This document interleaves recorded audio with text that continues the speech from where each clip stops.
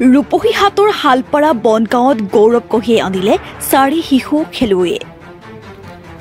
Buddha marshal art প্ৰতিযোগিতাত 4টাকৈ পদক অৰ্জন কঢ়িয়াই আনিলে হালপাৰাৰ বনগাঁৱৰ 4গৰাকীকৈ খেলুৱৈয়ে। উত্তৰ প্ৰদেশত অনুষ্ঠিত কৰা সৰ্বভাৰতীয় বুদ্ধম মাৰ্চেল আৰ্ট প্ৰতিযোগিতা ৰূপহী হাতৰ হালপাৰাৰ বনগাঁৱৰ 4গৰাকী খেলুৱৈয়ে 2টা গোল্ডেন পদক আৰু 1টা চিলভাৰ আৰু 1টা ব্ৰঞ্জ পদক অৰ্জন কৰিবলৈ সক্ষম হয়। অতিকৈ পিছপৰা অঞ্চলত পৰ্যাপ্ত পৰিমাণৰ সা সুবিধা নথকাৰ স্বত্তেও দীপাংকৰ চৰকাৰ নামৰ যুৱকজনে মাত্ৰ 1.5 বছৰ প্ৰশিক্ষণ দিয়ে আৰু সৰ্বভাৰতীয় পৰ্যায়ৰ প্ৰতিযোগিতাত সফলতা লাভ কৰাত উৎফুল্লিত হৈ পৰে বনগাঁও অঞ্চল। গৌৰৱান্বিত হোৱা অঞ্চলবাসী চৰকাৰৰ ফালৰ পৰা অলপ সহায় পালে এইসকল শিশু খেলুৱৈয়ে আগন্তুক দিনত আন্তঃৰাষ্ট্ৰীয় পৰ্যায়ত উজ্বলি উঠিব বুলি আশা অভিভাৱক আৰু গাঁওবাসীৰ। জুৰিয়াৰ পৰা নাজিমুদ্দিনৰ ৰিপৰ্ট এনি লাইভ। মানে বুদ্ধম ৱৰ্ল্ড মাৰ্চেল আৰ্ট নতুন এটা গেম, ইণ্ডিয়ান গেম। তো যেনেকা চাইনিজ সকলে কাৰাটে আছে বা টাইকোৱাণ্ডো আৰু বহুত কিবা গেম আছে। তো ইয়াৰ ভিতৰত মানে আমাৰ ইণ্ডিয়ান গেম হ'ল বুদ্ধম গেম। বুদ্ধম ৱৰ্ল্ড মাৰ্চেল আৰ্ট এটা নতুন গেম লঞ্চ হৈছে। তো এতিয়া বুদ্ধম ৱৰ্ল্ড মাৰ্চেল আৰ্টটো মই আজি 1.5 বছৰ ধৰি শিকাই আছো, মই প্ৰশিক্ষণ দি আছো যেতিয়াৰ পৰা লঞ্চ হৈছে তেতিয়াৰ পৰা। আৰু অলৰেডি আমি state level and national level মানে আমি খেলিব পাৰিছে ষ্টুডেণ্টে। তো আমাৰ এই লাষ্ট টাইম যোৱা শনিবাৰ আৰু দেওবাৰে নেশ্যনেল খেল আছিলে। তো ইয়াত আমাৰ যিকেইজনে অংশগ্ৰহণ কৰিছে তো আমি সাফল্য হৈছো, ৰিজাল্ট আমাৰ ভালে হৈছে।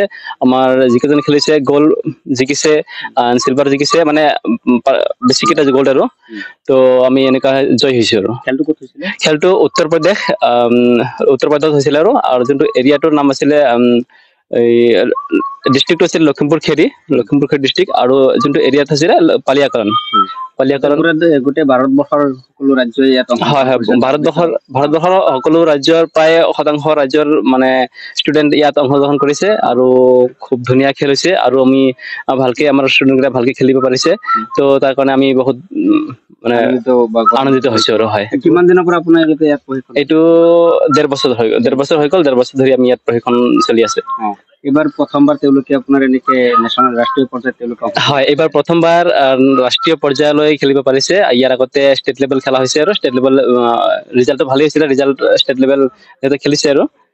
তো এতিয়া প্ৰথমবাৰৰ কাৰণে ৰাষ্ট্ৰীয় পৰ্যায়লৈ খেলিব পাৰিছে। গাঁওখনৰ নাম পশ্চিম চালপৰা ভিলেজ। হয় হয়, ফৰেষ্ট ভিলেজ। হয়, তাৰে পৰা কিমান গৰাকী এইবাৰ পদক আনিবলৈ সক্ষম হৈছে? ইয়াৰ পৰা আজি 5 গৰাকী মানে পদক আনিব সক্ষম হৈছে। প্ৰশিক্ষণ দিছিলে? মই প্ৰশিক্ষণ দি আছিলো। আপোনাৰ নাম? মোৰ নাম দীপাংকৰ চৰকাৰ। হয়, কি ক'ব যিবিলাক ছাত্ৰটি উঠি আহিছে বা নতুনকৈ গেম বহুতে এইটো বিষয়ে অৱগত নহয়? হয়, মই সকলো অসমবাসীৰ ৰাইজক মই জনাব খোজো যে যোনটো বুদ্ধম ৱৰ্ল্ড মাৰ্চেল আৰ্ট গেম, ইয়াত গেমটোত বহুত কিবা সময় আছে। এনেকা ৱেপনছ ট্ৰেইনিং, লাঠি তলৱাৰ, জংগল survival, road fight attack, ring fight attack আমি ইয়াৰ লগত আমি কৰিব পাৰিম। এইটো মানে গেমৰ লগত জড়িত আছে।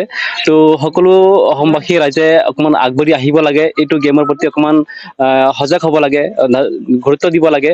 যিহেতু অন্য বেলেগ কিবা গেমত এইবিলাক আমি ফেচিলিটি পোৱা নাই, এইটো গেমত আমি এনেকা ফেচিলিটি পাইছো। আমাৰ ষ্টুডেণ্ট খালি একফালে আগবাঢ়ি গ'লে নহ'ব, আমি চাৰিওফালে সকলোফালে আমি আগবাঢ়িব লাগিব।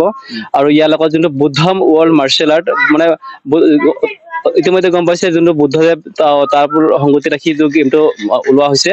তো ইয়াৰ লগত মানে আপোনাৰ জীৱনৰ বহুত কিবা সম্পৰ্ক আছে। মানে গেমৰ জৰিয়তে নিজৰ আত্মৰক্ষা। হয় হয় হয় হয়। তোমাৰ নাম? নমস্কাৰ, মোৰ নাম পৰাগজ্যোতি দৈমাৰী। ঘৰ ক'ত? চালপৰা বনগাঁও। তুমি এইটো এই খেলত কিমান দিনৰ পৰা জড়িত হৈ আছা? 1.5 বছৰ। 1.5 বছৰ। এবাৰ ক'ত হৈছিলে খেল? এবাৰ ইউপি উত্তৰ প্ৰদেশত হৈছিলে ডিষ্ট্ৰিক্ট। তুমি কি পদক পাইছা? গ'ল্ড ফাৰ্ষ্ট পজিশন পাইছা। কেনেকুৱা লাগিছে? ভাল লাগিছে। ভাল লাগিছে। আগলৈও এনেকে খেলি যাবা? তোমালোকক কোনে শিকাই আছিলে? দীপাংকৰ ছাৰ। ক'ত শিকাই? চালপৰা বনগাঁও। পৰ্যাপ্ত পৰিমাণৰ সুবিধা নাই, তথাপিও তোমালোকে ইয়াৰ পৰা খেলিব পাৰিছা হয়নে? হয়। কিমানজন গৈছিলা? 4জন। পদক কেইজনে পাইছা? 4জনে পাইছা?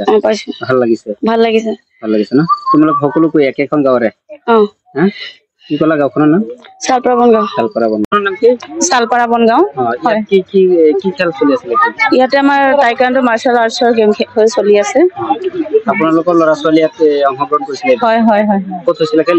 ইউপিত হৈছিলে। কি পদক পাইছে? গ'ল্ড পাইছে ল'ৰাটো। 4জন গৈছিলে, 4জনৰে সকলোৱে পাই আহিছে।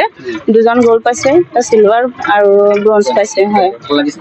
ভাল লাগিছে। হয়, যেহেতু পৰ্যাপ্ত পৰিমাণৰ এতিয়া সা সুবিধা হোৱা নাই, হয় হয় তথাপিও তেওঁলোকে যথেষ্ট ফলাফল অৰ্জন কৰিবলৈ সক্ষম। হয় হয় হয়। গাঁওখনলৈ গৌৰৱ। বহুত পিছপৰা গাঁও হলেও কিন্তু আমি গাঁৱতে আমাৰ কোৰ্চ মাতি আমি যিখিনি প্ৰশিক্ষণ দিয়াইছো ল'ৰাক, এতিয়া ইমান দূৰলৈকে আমি গৈ পেলাই যেতিয়া এটা সুনাম কঢ়িয়াই আনিব পাৰিছো, তেতিয়া বহুত সুখী আৰু।